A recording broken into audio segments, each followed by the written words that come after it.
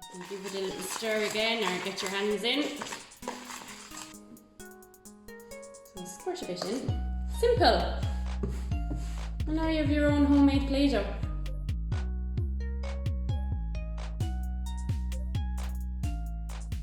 Hello everyone, you're very welcome to my first video. My name is Nicola Connor and I'm the play therapist out in the Millennium Family Resource Centre in Glengool.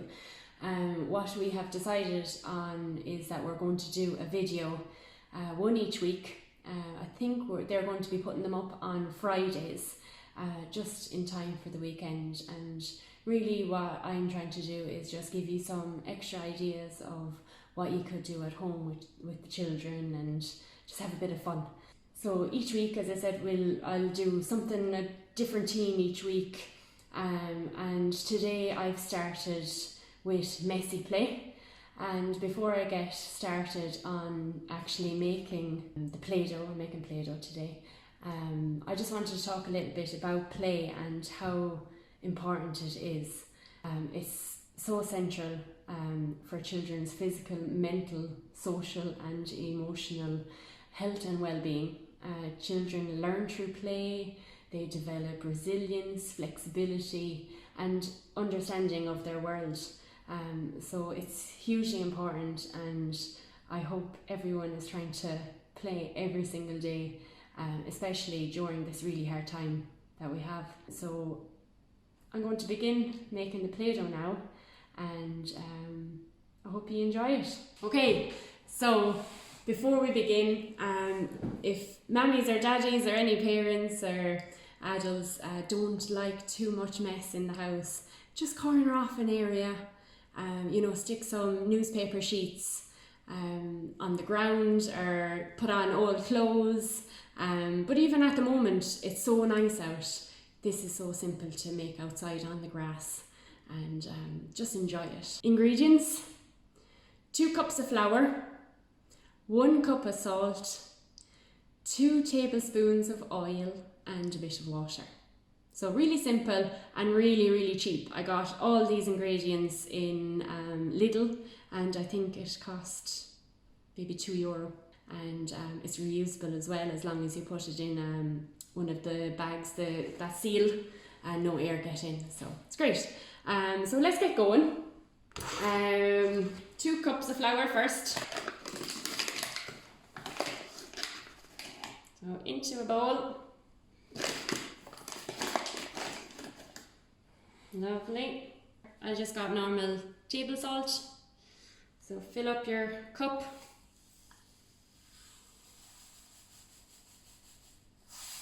And in it goes. So now you can stir it with a wooden spoon, or you can get your hands in, whatever you want. Okay, 2 tablespoons of oil. 1 and 2. You can give it a little stir again or get your hands in. So at this stage, you need to get your water. I don't have a measurement of how much water you need, just keep adding it little by little. So don't pour it all in at the very beginning, and because it'd be very sticky, but just keep it slowly pouring into it, and go by touching it. If it's too sticky, you can add a little bit more flour. If it's too dry, you keep adding a little bit more water into it. So you can pour in a small bit first to begin. So lumps will start to form. A little bit more. So I'll show you there. So it's really lumpy at the moment, so keep stirring.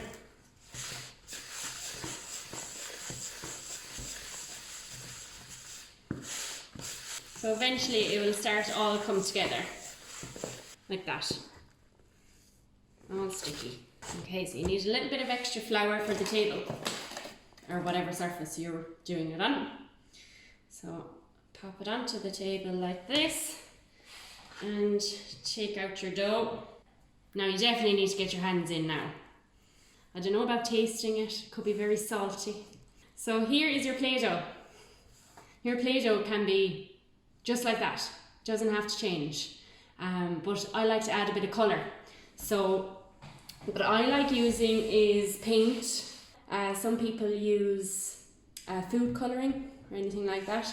You can dye the whole lump one colour, or you can section it off and make 3 colours, 4 colours, whatever you want, whatever paint you have. And I'll give you some nice ideas at the end of this of what you can do. So I'm going to make 3 different colours. So just section them off into 3 pieces, okay? And I'll start with red.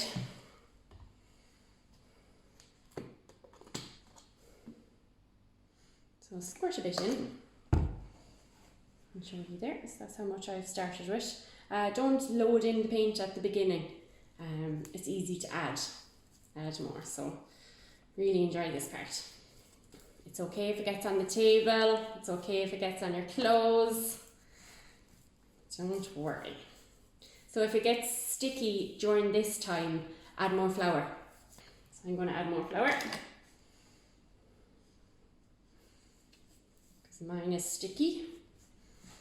And you can add more paint, you know, if you wanted a stronger colour, but you don't want it very sticky, because then when you're making things, they'll stick to the table and you won't be able to lift it up and all those kind of things. So you want it dry enough.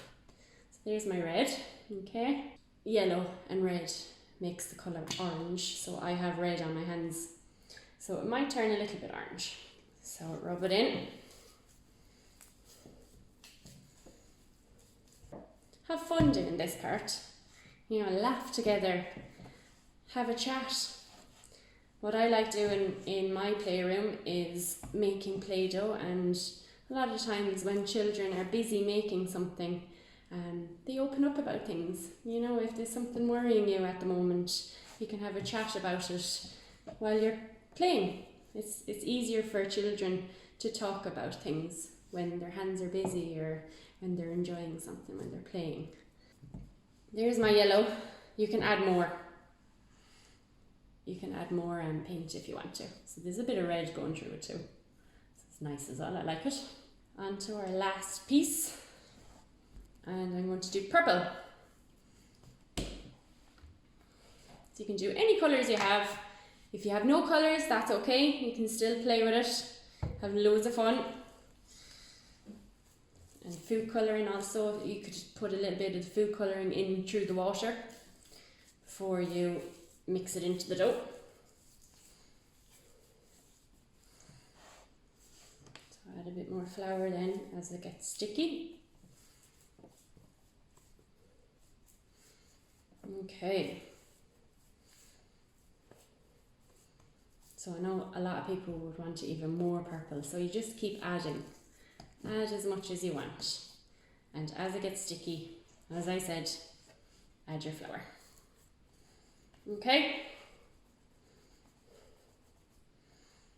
Simple. And now you have your own homemade play-doh.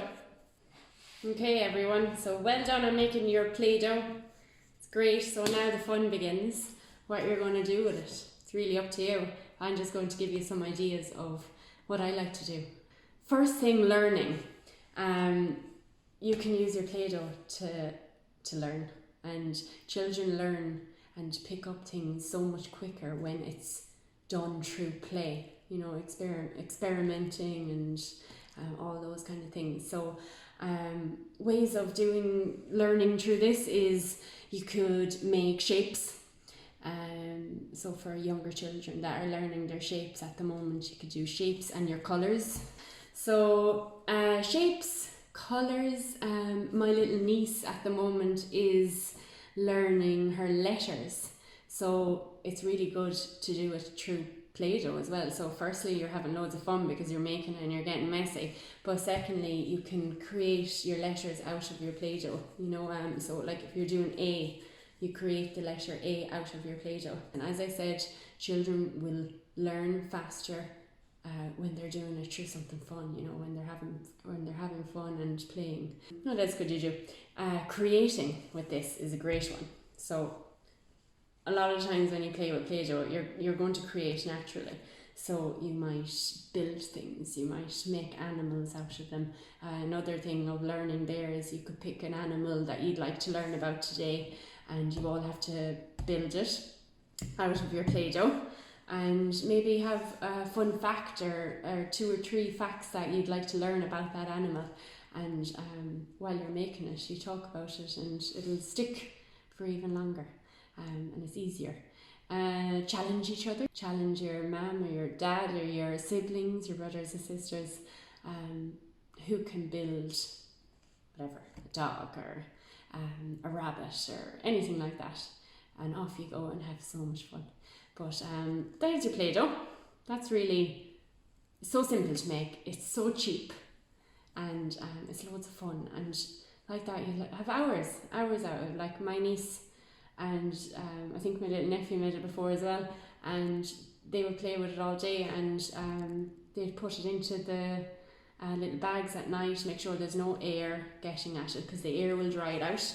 I'm not 100% sure how long it lasts, so you can let me know if you make it, which would be great. So I really hope you've all enjoyed this little video. As I said, I'm just going to be doing a short video each week on a different theme or different issues that children can have. I'm thinking next week that I'll do something about anxiety, so worries, because I know during this whole coronavirus pandemic, a lot of anxiety has been heightened for both children and adults. So I think I'll do a nice little activity that you could do at home that might help you express them. There's one thing I would like to draw your attention to is the Let's Play Ireland. So it's on the Ireland's government webpage. So they've rolled it out all over Ireland, and it's amazing. There's such great resources and ideas on different things that you can make and do together at home. So that would be great if you could have a look at that too. But I hope you enjoy this, and I hope you will come back next week and watch my next video, and keep in touch. If you have any comments, you can pop them underneath this video.